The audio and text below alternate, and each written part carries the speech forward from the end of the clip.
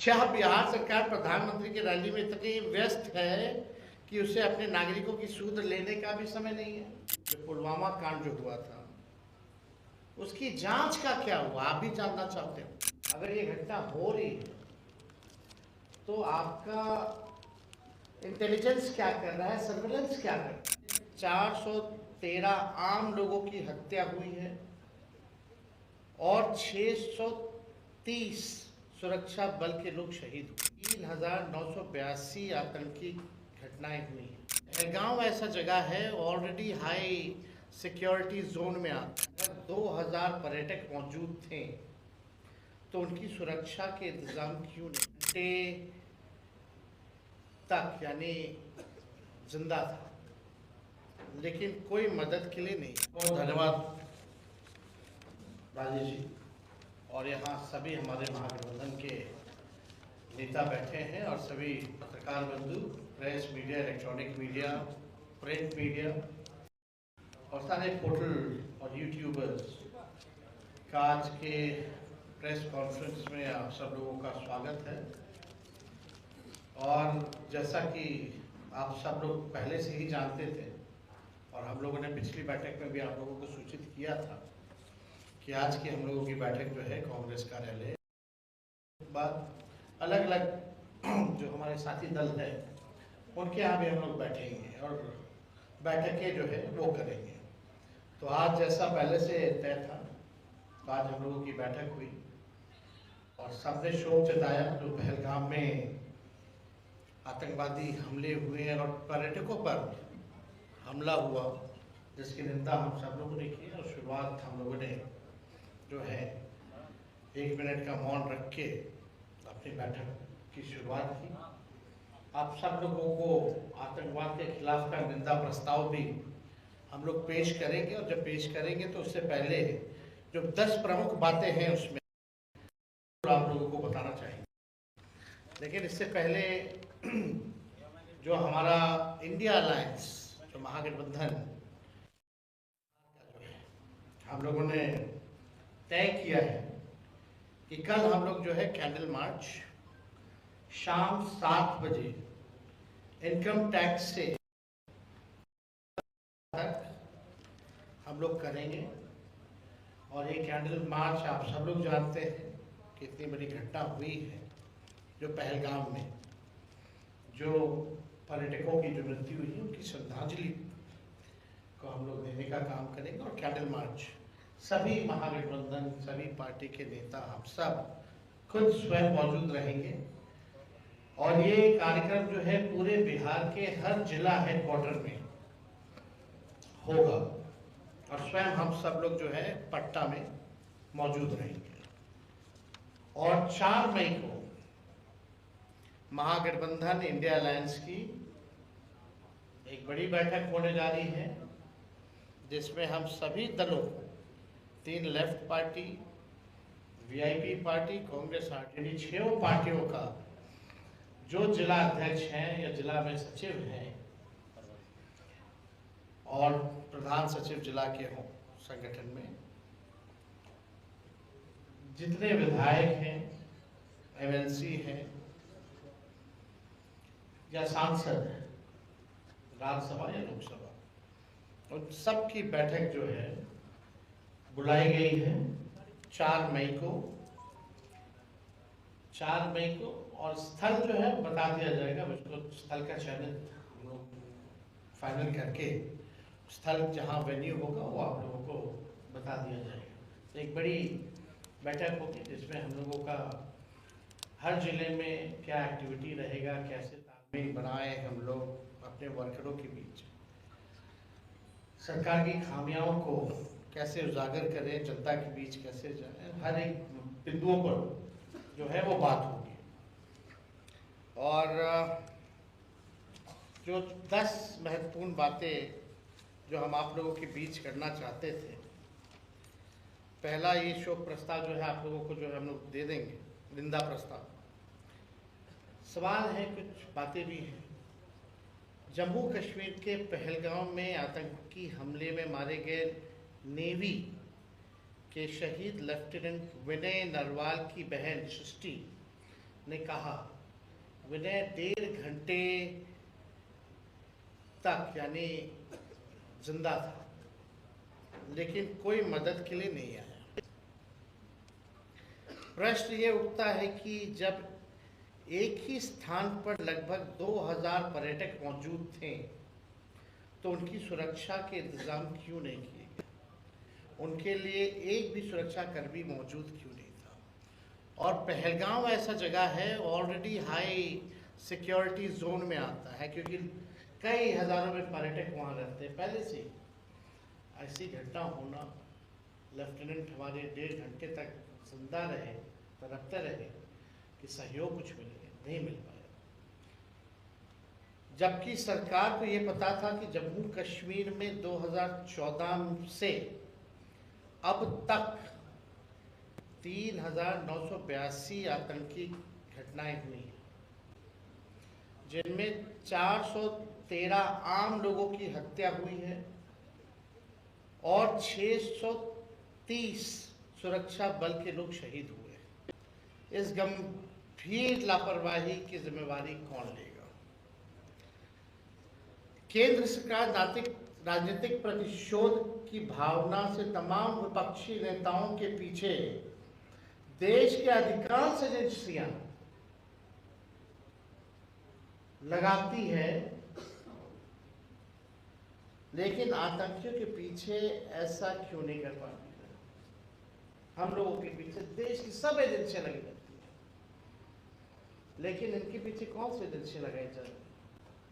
अगर ये घटना हो रही है तो आपका इंटेलिजेंस क्या कर रहा है, सर्विलेंस क्या कर रहा है? आजकल टेक्नोलॉजी का जमाना है, यानी ये इंटेलिजेंस फेलियर रहा, और वो हाई लेवल सिक्योरिटी जोन में ऐसी घटना, और वो जो सड़क है वो कच्चा सड़क है, कई घंटे लगता है ऊपर जाने में, हथियार लेकर के जाना, बल्कि हर जगह चेक पॉइंट्स है, हर जगह आर्मी तैनात रहती है, सेना तैनात रहती है। फिर भी अगर इतनी बड़ी घटना हो जाती है तो किसी न किसी को जिम्मेवारी लेनी चाहिए। और विपक्षी नेताओं के पीछे आप लगा, ठीक है लगाए, लेकिन आतंकियों को तो रोकिए। पुलवामा कांड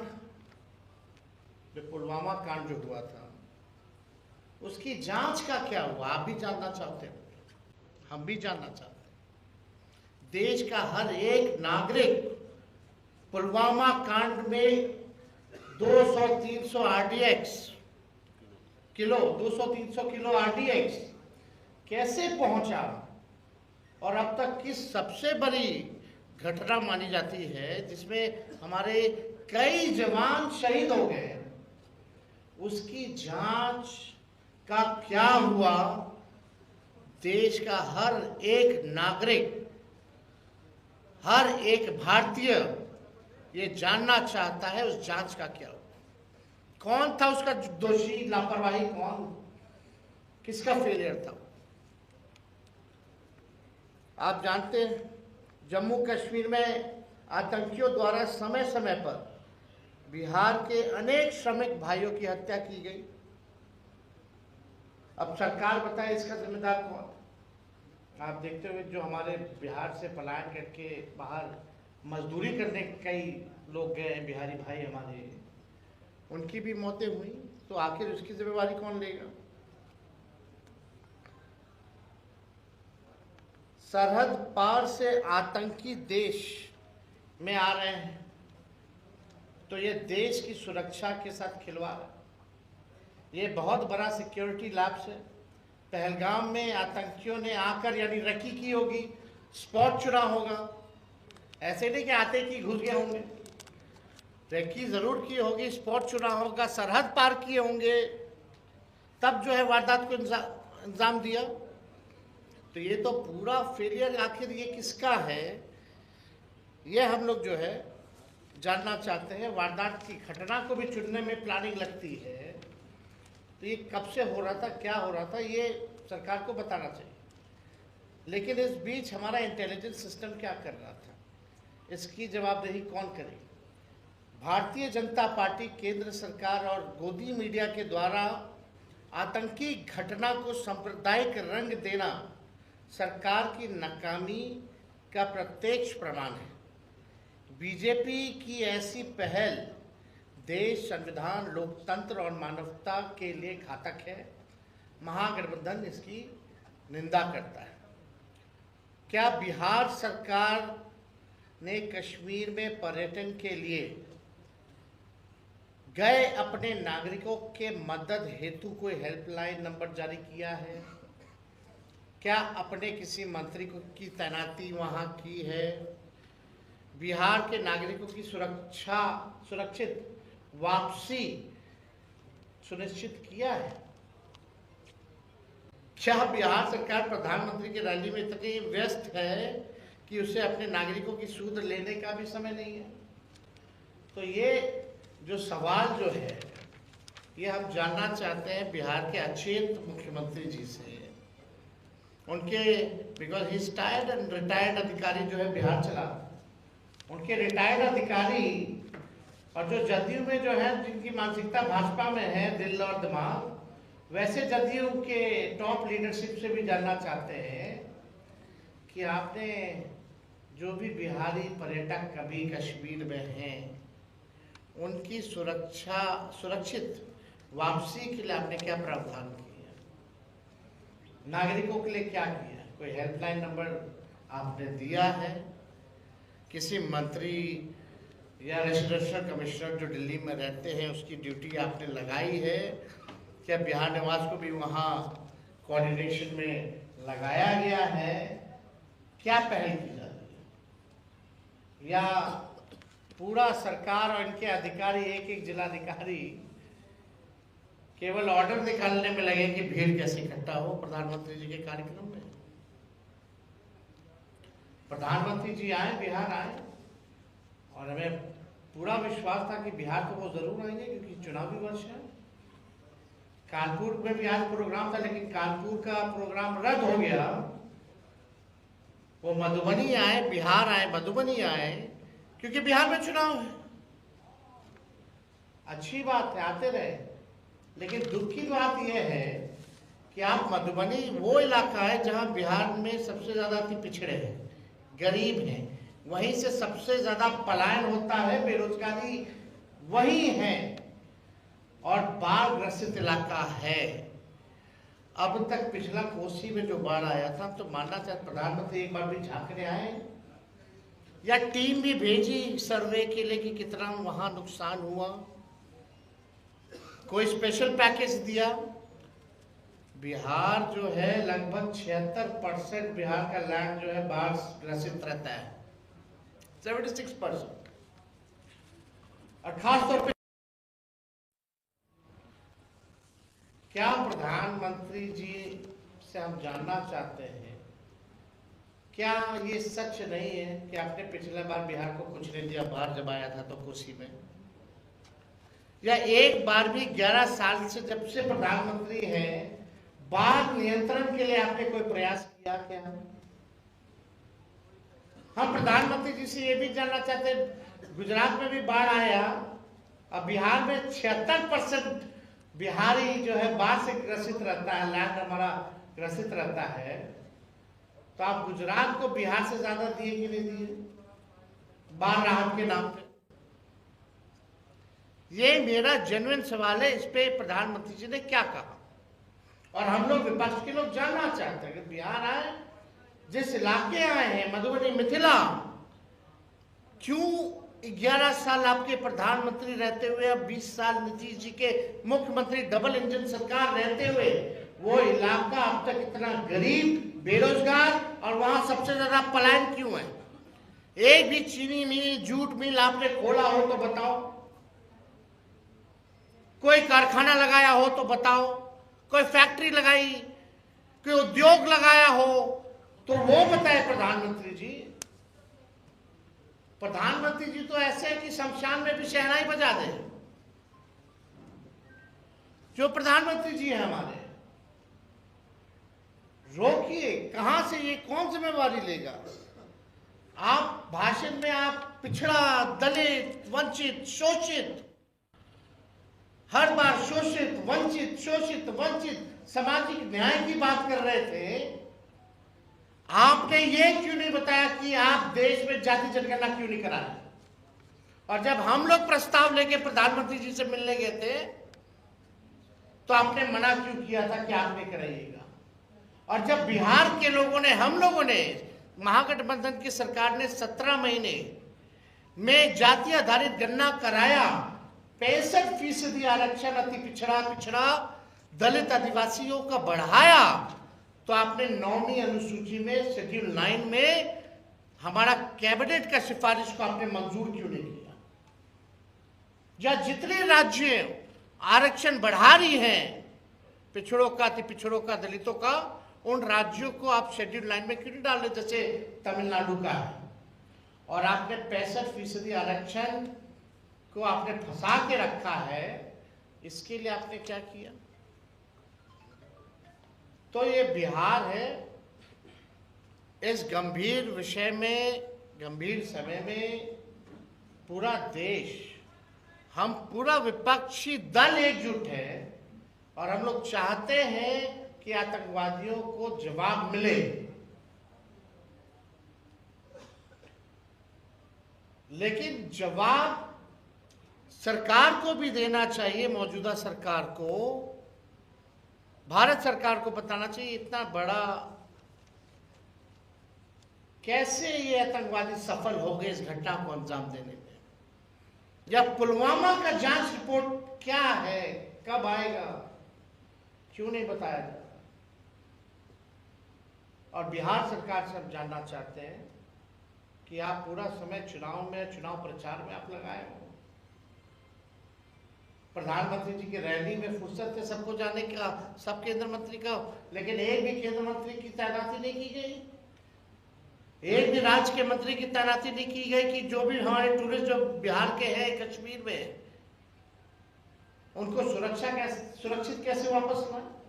तो ये गंभीर सवाल है जिस पे आज हम सभी साथी बैठ करके हम लोगों ने चर्चा की है और अपनी बातों को आप लोगों के समक्ष भी रखा है। और आगे का जो हमारा कार्यक्रम होगा वो भी हम लोगों ने बताया।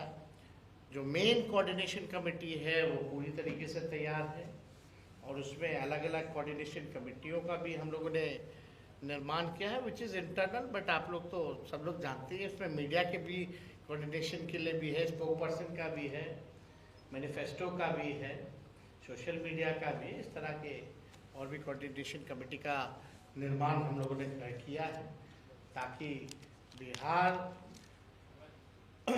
के सवाल को मजबूती के साथ हम विपक्ष के लोग उठाते हैं। तो और कोई अगर कोई सवाल होगा तो आप लोग पूछ सकते हैं।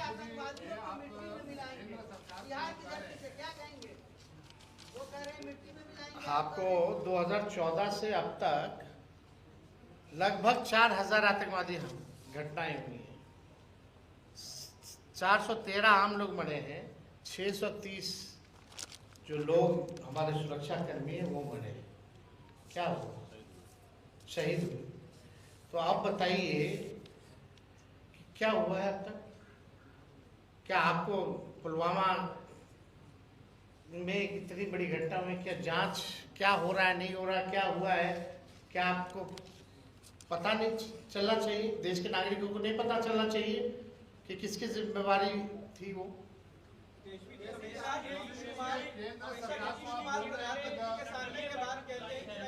मिनट,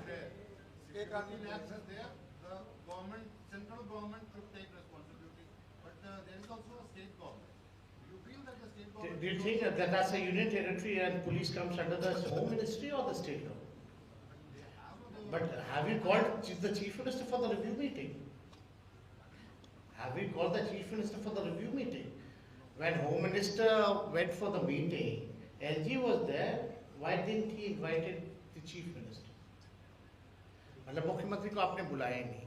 एक तो यूनियन टेरिटरी है, पुलिस जम्मू कश्मीर सरकार के अंतर्गत नहीं है, वो भी गृह मंत्रालय के अंतर्गत है, केंद्र सरकार के अंतर्गत है। और आप बैठक हो रही है, आप वहां के मुख्यमंत्री को नहीं बुला ले, गवर्नर साहब को बुलाए हो। हम तो तय नहीं कर रहे, ना हम ये क्वेश्चन रेज कर रहे, लेकिन एक तो ये ना, फिर आप उनको कैसे इंटेलिजेंस हो, सर्वेलेंस हो, मिलिट्री हो, स्टेट पुलिस हो, सब तो आपका केंद्र सरकार के अंतर्गत है। और हमेशा प्रधानमंत्री के सामने ये कहते हैं ना इधर जाएंगे ना उधर जाएंगे, ये गलती हो गई। और जब भी प्रधानमंत्री आते हैं इस तरीके का भाषण प्रधानमंत्री नीतीश कुमार का रहता है, उनका कहना है कि आपके साथ रहे कुछ नहीं हुआ, एनडीए के साथ आए तो विकास हुआ। देखिए, हम इस पे कोई टिप्पा टिप्पणी, मुख्यमंत्री जी पे कोई टिप्पा टिप्पणी हम नहीं करना चाहते। आप भी स्थिति को जान रहे हैं उनकी, हम भी जान रहे हैं, और बिहार के 13-14 करोड़ भी उनकी स्थिति को जान रहे हैं। उनसे हम सवाल नहीं पूछना चाहते, ना हम उनको कुछ कहना चाहते हैं। बस एक बात जरूर है कि उनको स्थिति में देख करके हमको पीड़ा होती है। एक अच्छा, just minute, are you ready first?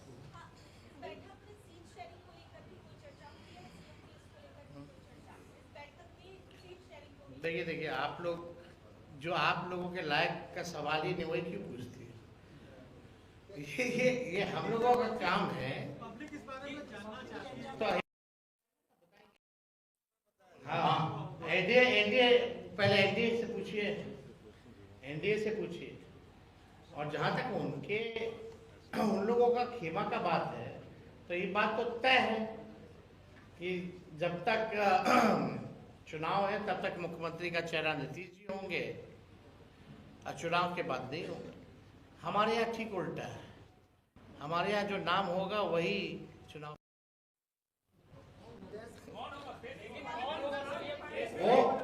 वो पिछले बैठक में स्पष्ट कर दिया गया था।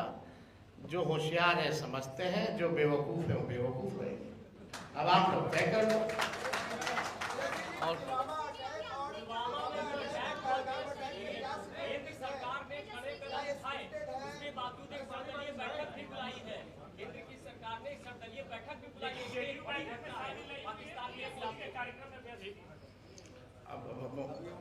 आपको अभी तक ये बात नहीं समझ गया है पत्रकार महोदय, जदयू अब रही नहीं, क्यों बीजेपी हो गई है।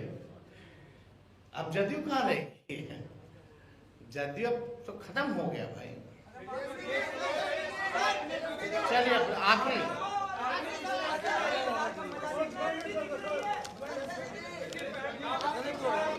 चलिए बहुत बहुत थैंक यू।